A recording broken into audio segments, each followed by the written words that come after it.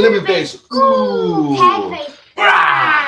Thank you for tuning in. It's Wednesday, March 4th, birthday month over here with lots to celebrate, lots of amazing things happening. And if you're not tuning in here, you're missing a lot. There are decades on decades that go by and nothing happens. And then there are weeks that go by and the world changes. There are so many things happening this week that I promise you, no matter how much you're watching the news, no matter how much chatter you're watching, you're not getting it all. So thank you for stopping in here. The high IQ, highly intelligent individuals checking us out. We're going to give you some dad jokes, get you underway, let you get the Patriot Pledge of Allegiance and that simultaneous sip that you're all here for. And then we'll crack-a-lack some news your way so that you can be more informed out there in the world as we want you to be. Now, Addie, I did have a question for you. Mm-hmm. Where do bad rainbows go? Where? To prism. It's a light sentence, but it gives them time to reflect. That's good. What is a knight's favorite fish? What is a knight's favorite fish? Swordfish. That's a good one. Now what do you call a pork that does karate? What do I call a pig that does karate? Pork chop. Pork chop. That's a good one. What? Yeah, that's good. I like that. What do you call a pig that does karate? Pork chop. That's good. You have a good chop too. Yeah. Now, what do you call an alligator in a vest? An vest. An investigator. That's good for our journalism, right? We got to remember that one. Mm-hmm. Alligators make good journalists. Okay, Addie, if you could remind us, what does it mean to be American to you? Hi, I'm Addie. Born in Dallas, Texas, raised in New York. I walked every borough from the financial district to Chinatown. I walked the Freedom Trail in Boston. July 4th, visited the Purple Heart Museum and read the Declaration with the Brigade of America Revolution Reenactment Group shooting cannons. Great-grandpa was a gunner flying over 22 missions in World War II. Being America means adventure and family. Road tripping America, we visited our Amish friends in Lancaster and walked every covered bridge still standing. I now read the Pledge of Allegiance on my own TV show because America means freedom. That's right, little girl. Now, guys, your kids and children have until the end of this month. So you have less than 30 days now. We've been telling you every single show. We're on episode 68. Get the contest filled out. Now, if you don't want your children to enter in the contest, that's good. That's more prizes for us, right? Yeah. 250 winners across America are going. So please get your children in there. Third graders through 12th graders. The essay is 100 words long. As you've seen Addie, she's written hers out. And that's what it means to this little girl, right? Yep. So she's going to read that every day so she gets really good at it. Hopefully we're going to read that in front of everybody. But we're going to get that turned in at the end of this week and get that over. That's one of the many contests you can be filled in on and participating in for Freedom 250. We hope that you get involved. If not, you can watch us go to DC and win, right? Yep. Now, Daddy went to DC in different contests, the JEA NSPA National Competition and Convention every year held biannually, and Daddy won national awards in broadcast journalism, setting the standard in several of my competitions. This little girl has a goal to beat Daddy at age 15, so she's enrolling now at age 8 to try to get there. Yep. Are you going to beat Dad? Yep. I believe that. Now, let's get to that beautiful reason that you're here. Lead us in that beautiful pledge, Addie. Let's go, America. I pledge allegiance to the flag of the United States of America and to the republic for which it stands, one nation, under God, indivisible, with liberty and justice for all. And we want to give a special shout out today because we have a very special somebody out there in the world. Now, we get new connections and new networks every day. Every platform from Facebook to Twitter to X to Rumble to Instagram, we have friends reconnecting and following, liking, retweeting, getting involved, giving us messages, pumping this little girl up, showing us what journalism is about. But did we just have somebody special yesterday retweet, like, and hit us back with a good message, right? Yep. Because we've been talking about G.I. Joe. Mm-hmm. And what is that message that G.I. Joe gave us? Knowing is half the battle. That's right. And who, Addie? Could you give us who gave us that recognition and love? Who? Jet Slaughter. Sergeant Slaughter. What's going on, little girl? Sergeant Slaughter. We practiced all morning. Yeah, I remember. Sergeant Slaughter. Okay, tell us, who is Sergeant Slaughter? Sergeant Slaughter is a WWE Hall of Famer, World Heavyweight Champion of the world! Thank you, Sergeant Slaughter, for reaching out. Thank you for the love that you gave to this little girl. We're going back and watching some videos last night, showing her a little bit about some of those awesome matches and giving her a little bit of love to show her that the world can change when we all come together. So thank you for giving us that retweet. Thank you for that love. We'll continue to make sure that every show represents those messages that the G.I. Joe and those Hall of Famers out there gave to us patriots, right? Yep. That being American is strong, right? Yep. We flex our muscles. Isn't that, Addie, what Plato taught us? Tell us again what Plato taught us. Do what you say, he does what he says, and he does what he says, he says what he does, and he does it the best way possible. That's right. Sounds a lot like Sergeant Slaughter, doesn't it? Yeah. Heavyweight champion of the world! Thank you for that retweet, boss. We appreciate you greatly. We'll get more of that, and we may even get an interview with him later this year, so stay tuned for more there. But Addie, let's get that sip started. Could you get that coffee started? And Addie writes her own notes, guys. I'm going to show you a little bit. There, it's sloppy. It's a third grader. She's writing. She's learning. So some of her notes are atrocious. Sometimes the notes are good. When you write it fast, is it a little harder to read? Yes. Are you learning that? Yes. So what do? Do we take our time and we write down? Yep.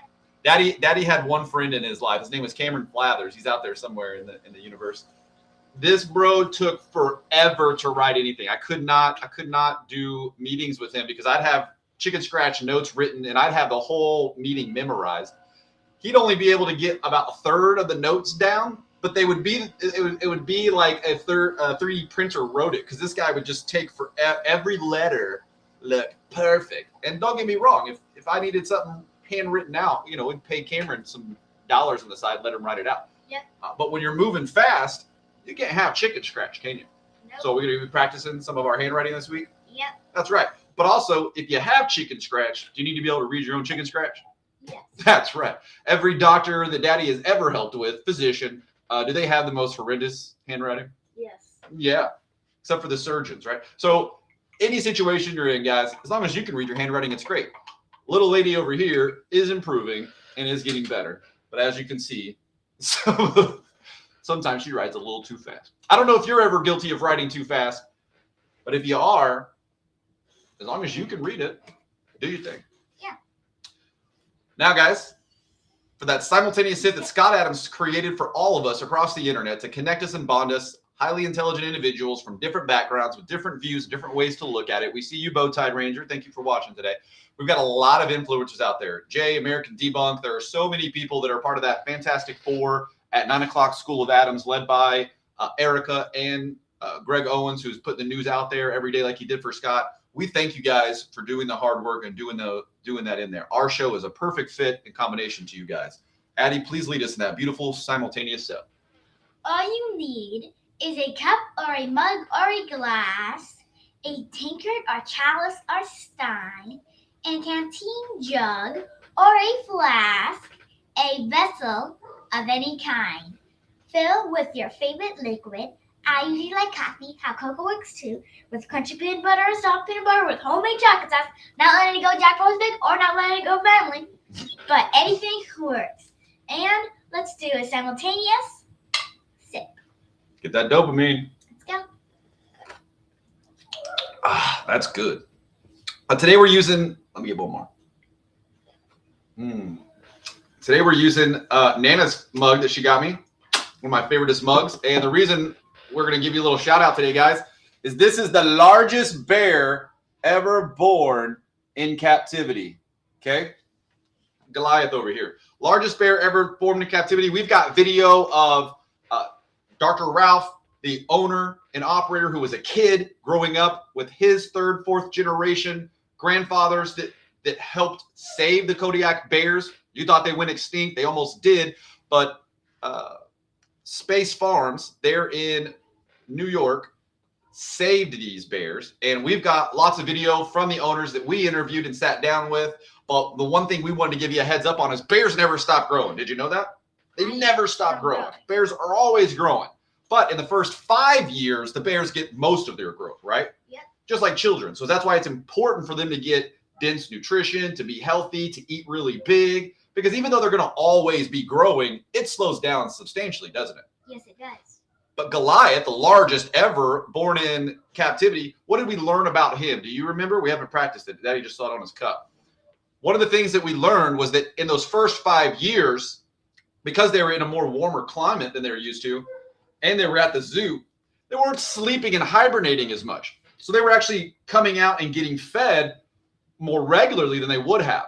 That caused their first 5 years of growth to shoot up more than the other bears, right? Right. So although he eventually did start slowing down in his growth, those first 5 years, he got so much more that he became the biggest bear ever bred in captivity. Or is that pretty cool? Did we take pictures of that, bro, every time we came in? Yep. Did we go throw to the Kodiak bears that wave at us? Yeah. And we've even got stickers in the back of the truck. So we'll do a whole episode about bears. You guys are going to love it, and we'll get more to that.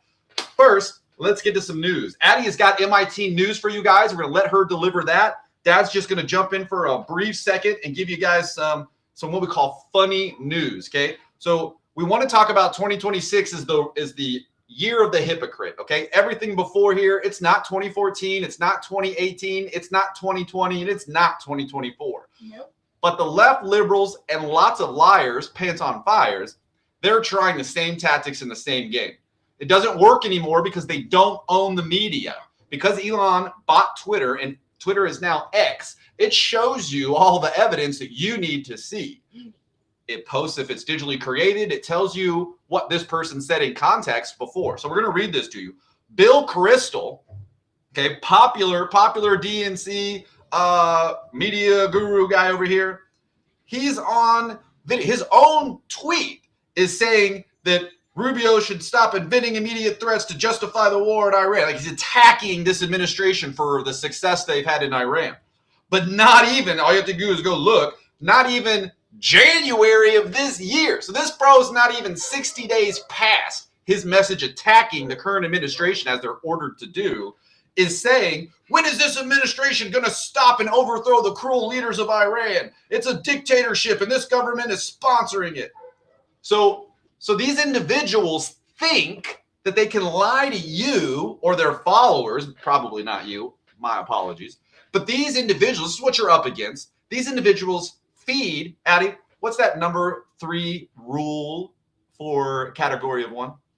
Emotionally connect better than anyone else. So here's this guy. We want to help you emotionally connect with those liberals or those individuals who want to be independents. They want news from other sides. We're not hating, but you need to know that your leaders, those people out there, are so hypocritical that you can read their own messages from less than 90 days ago, less than 60 days ago. You can read their own messages demanding that Trump and this administration save these individuals.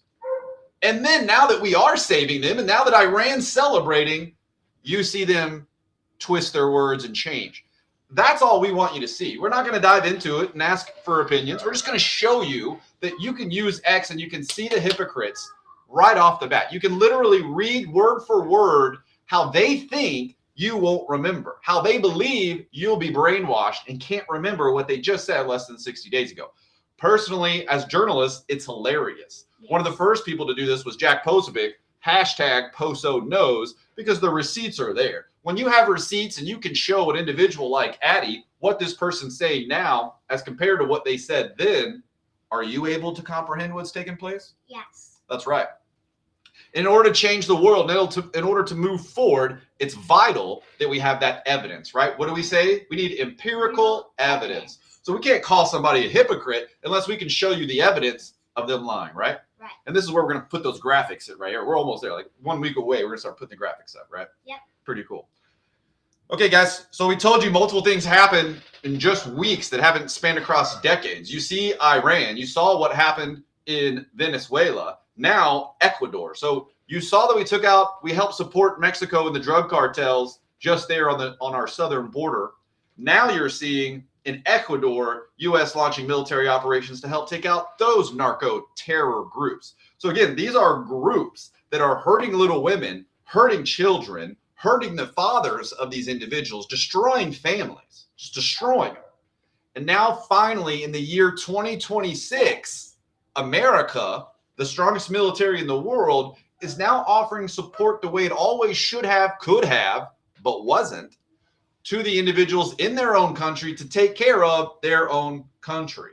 So it turns out being America first also means helping those countries be the best they can be, which lines right back up with our G.I. Joe, doesn't it? Yes, it does. What do you know? The American dream isn't just for Americans. The American dream applies to everyone around the world. To have a safer America, do we need the world to be safer?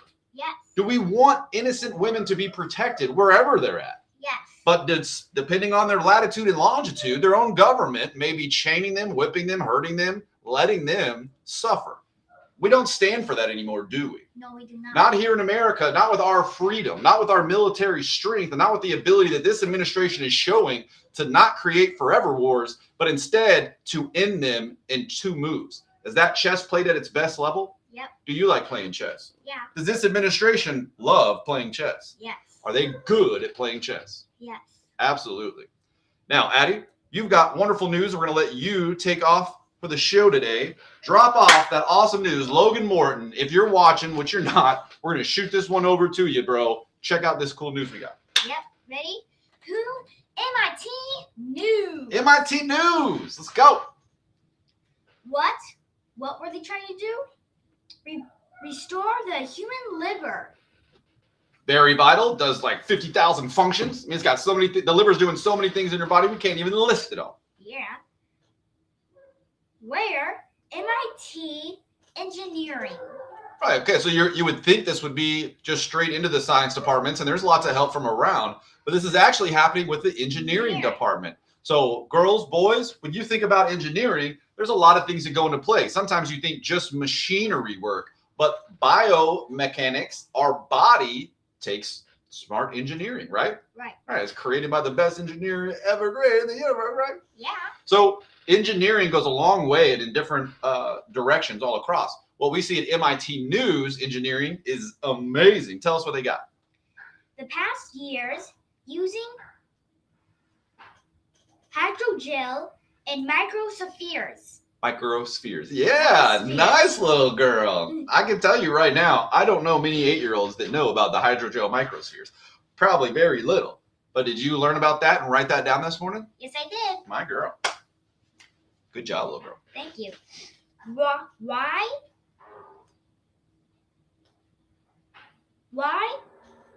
the form stable tissue graft. The stable tissue graft.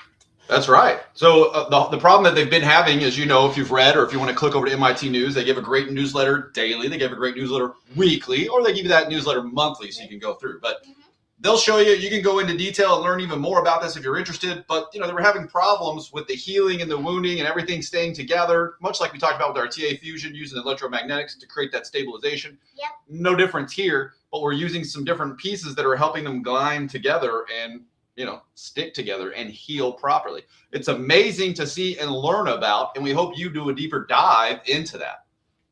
What else you got? How create a niche cell for transportation and healing. There you go. So that's what it's doing, is it's creating that niche cell that's going to allow everything to transport, to move, to get to where it needs to go, and then to heal, right? Heal it. So everything in our body, is it always moving? Yes. Circulation 101, right? Yeah. And so part of this grafting is to make sure during that circulation, during that filtering process, that it goes where it needs to go and stays together. That's basically stabilization, right? Right. So very good to hear. Anything else on that? That's it. So that's MIT News for the day. There's lots of other articles in there for you to jump into and be familiar with, but that was one of the best ones we thought we wanted to share with you today, right? Yep. Again, MIT sends out that letter once a week. daily or monthly. You select on whatever you want. We're going to give you some good pieces in between there. Now, Florida has great weather. If you're thinking about vacationing for spring break, is the Emerald Coast the place to go? Heck yeah. Yeah, were we out there this morning getting sunrise? Yep. It was a beautiful sunrise this morning. We're looking about mid 70s to high 70s today, going through for the rest of the week, only getting warmer and better over here. Flowers are blooming. Birds are chirping. Was there every bird in the world in our backyard last night? Yes, there was. And this morning, did they say hello? Yes, I saw a woodpecker yesterday. The pileated woodpecker, didn't we? Yes, Yeah, the cool little mohawk. I didn't have a mohawk. I didn't have. Oh, you didn't see the one with the mohawk. That's the smaller one. All right, cool. So we got two different woodpeckers going around. Yeah. But guys, we're excited that you stopped in today. Thank you for coming to get your news. We obviously launched early again. Why do we launch early, little lady? Because I was ready. You were ready to go, and you launched us early again. Yeah. Normally, this show doesn't start until late, so we can get ready for the final four there at 9 o'clock. But little lady woke up early again today. We got sunrise early again today, and we had a wonderful morning as a family. So we're going to get the day started. We're glad that we took the time to bring you some news, and we're thankful you stopped in to get that. Remember that you can never spell daddy without the Addy. I said you can't spell daddy without the Addy. And one more beautiful pledge, lady, to lead us off. Let's go, America. Let's go, possibly aliens. I pledge allegiance to the flag of the United States of America and to the republic for which it stands, one nation under God, indivisible, with liberty and justice for all. Justice for all, as you see, this administration is brought into Iran, to Mexico, and now to Ecuador. We're not going to allow these terrorists to get away with their pain and suffering any longer.